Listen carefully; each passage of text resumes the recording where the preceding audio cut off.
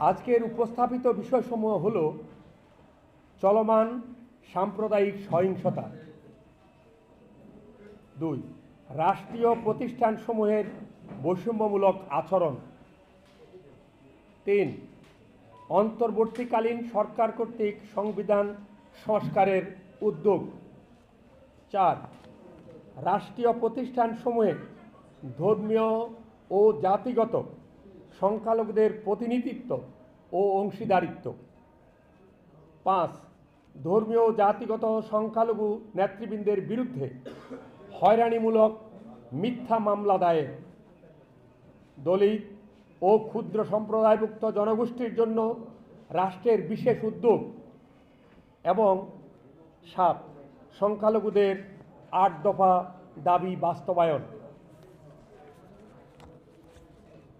চলমান সাম্প্রদায়িক সহিংসতা। প্রিয় সাংবাদিক ভাই ও বোনেরা, বৈষম্য বিরোধী ছাত্র জনতার আন্দোলনের মধ্য দিয়ে গত 5 আগস্ট 2024 রাজনৈতিক পট পরিবর্তনের পর সারা দেশব্যাপী ধর্মীয় সংখ্যালঘু সম্প্রদায়ের উপর সহিংসতা চালানো হয়েছে। এর প্রেক্ষিতে বাংলাদেশ হিন্দু বৌদ্ধ খ্রিস্টান ঐক্য পরিষদের পক্ষ থেকে গত 19 সেপ্টেম্বর 2024 বৃহস্পতিবার ঢাকা রিপোর্টার্স ইউনিটিতে আয়োজিত সংবাদ সম্মেলনের মাধ্যমে গত 4 আগস্ট থেকে 20 আগস্ট 2024 পর্যন্ত সারা দেশব্যাপী সংগঠিত 2010টি সাম্প্রদায়িক সহিংসতার চালচিত্র সম্বলিত তালিকা এবং একটি প্রতিবেদন উপস্থাপন করা হয়।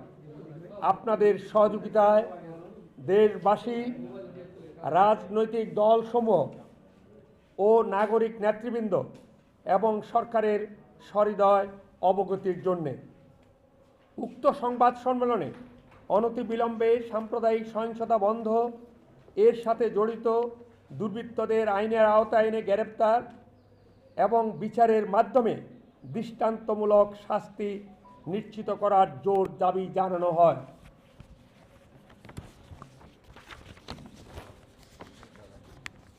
আমরা দুঃখের সাথে লক্ষ্য করছি যে সরকারের পক্ষ থেকে সাম্প্রদায়িক সহিংসতা সম্পর্কিত ঘটনাবলীকে কোনো প্রকার গুরুত্ব না দিয়ে ঐক্য পরিষদের উত্থাপিত রিপোর্ট মিথ্যা, অতিরঞ্জিত ও বানোয়াট বলে অস্বীকার করার কৌশল নেওয়া হয়।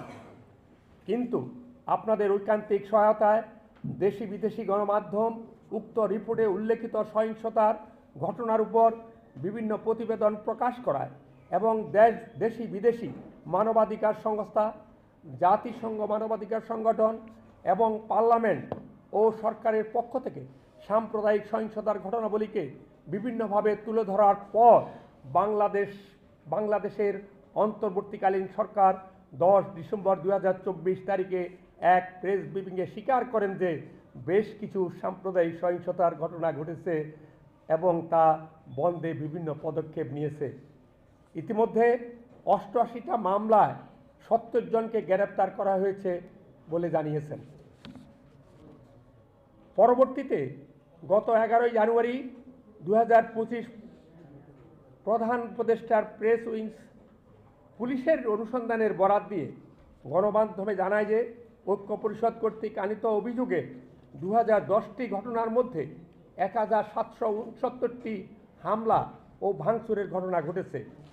এর মধ্যে 1415টি অনুসন্ধান করেছে এবং বাকি 354টি অনুসন্ধান চলছে। অনুসন্ধানের ভিত্তিতে 62টি মামলা দায়ের এবং 951টি সাধারণ ডায়েরি করা হয়েছে ও 35 জন অপরাধীকে ইতিমধ্যে গ্রেপ্তার করা হয়েছে বলে জানায়। প্রেস উইং আরও বলে, পুলিশি তদন্ত মতে 1769টি ঘটনার মধ্যে 1234টি ঘটনা রাজনৈতিক উদ্দেশ্য প্রণোদিত ও 20টি ঘটনা সাম্প্রদায়িক। চলমান সহিংসতাকে যেভাবেই ব্যাখ্যা দিক না কেন, ঐক্য পরিষদ মনে করে গত 4 আগস্ট থেকে ধর্মীয় ও জাতিগত সংখ্যালঘু জনগোষ্ঠীকে টার্গেট করে তাদের বাড়িঘর, উপাসনালয়, ব্যবসা প্রতিষ্ঠানে পরিচালিত সকল হামলা, ভাঙচুর, লুটপাট, অগ্নিসংযোগ, নারী ধর্ষণ, হত্যা ও জোরপূর্বক নীরব চাঁদাবাজি সহ যাবতীয় অপরাধের শিকার সংখ্যালঘু সম্প্রদায়ের নারী, পুরুষ, কিশোর, কিশোরী।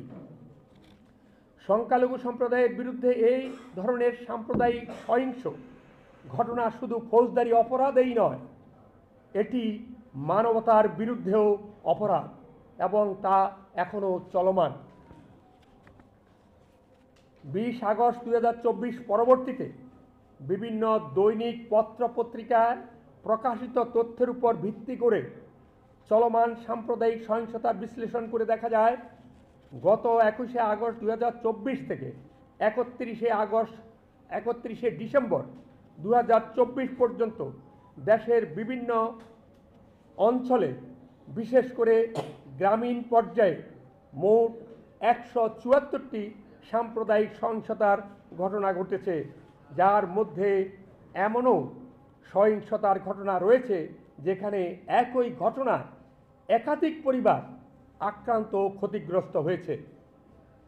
এই ঘটনাগুলো 21শে আগস্ট 2024 থেকে 31শে ডিসেম্বর 2024 পর্যন্ত, 4 মাস 10 দিনের মতো। এতে যেই ঘটনাগুলি রয়েছে, হত্যা 23টি, নারী নির্যাতন, ধর্ষণ, গণধর্ষণ 9টি, উপাসনালয়ে হামলা, ভাঙচুর, লুটপাট ও অগ্নিসংযোগ 66টি, কথিত ধর্ম অবমাননার অভিযোগে গ্রেপ্তার ও নির্যাতন 15টি, বাড়িঘর, ব্যবসা প্রতিষ্ঠানে হামলা, ভাঙচুর, লুটপাট ও অগ্নিসংযোগ 38টি, জোরপূর্বক বাড়িঘর, জমি ও ব্যবসা প্রতিষ্ঠান দখল 25টি। এই মিলে মোট 174টি ঘটনার এখানে বিশ্লেষণ করা হয়েছে। সাম্প্রদায়িক সহিংসতায় নারী, পুরুষ, কিশোর, কিশোরী নির্বিশেষে দৈহিক ও মানসিকভাবে নির্যাতনের শিকার হয়েছে। সারা দেশব্যাপী চলমান ঘটনায় বাংলাদেশের আপামর সংখ্যালঘু সম্প্রদায় ট্রমার মধ্যে দিনাতিপাত করছে। সরকারের পক্ষ থেকে সাম্প্রদায়িক সহিংসতাকে রাজনৈতিক ট্যাগ দিয়ে অস্বীকার করা এবং প্রকৃত অপরাধীদের গ্রেপ্তার করে বিচারের আওতায় না আনার কারণে সাম্প্রদায়িক দুর্বৃত্তরা দায় মুক্তি পেয়ে যাচ্ছে এবং এর ফলে আরও হুমকির মুখে পড়ছে আপামর সংখ্যালঘু জনগোষ্ঠী।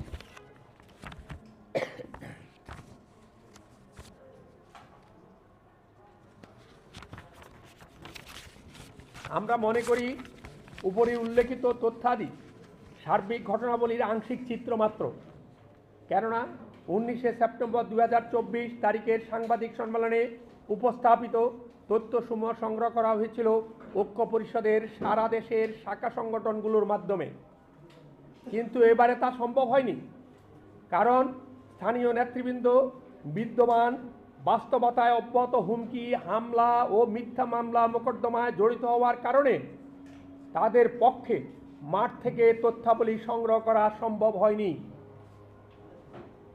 আমরা আরও উল্লেখ করতে চাই যে জাতিগত সংখ্যালঘু আদিবাসী সম্প্রদায়ের উপর সহিংসতা ক্রমশই বাড়ছে।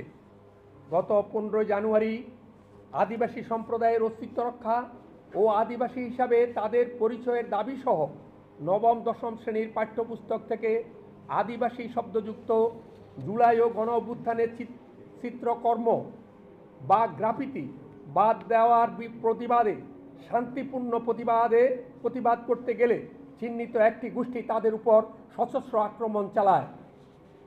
আদিবাসী শিক্ষার্থী, ছেলেমেয়ে, নারী, পুরুষ অনেকেই এতে গুরুতরভাবে আহত হন।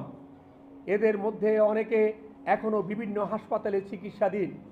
কিন্তু দুঃখজনক হলেও সত্য, ঘটনার সাথে জড়িত প্রকৃত অপরাধীদের অনেকেই এখনও গ্রেপ্তার হয়নি, তাদেরকে বিচারের আওতায় আনা হয়নি।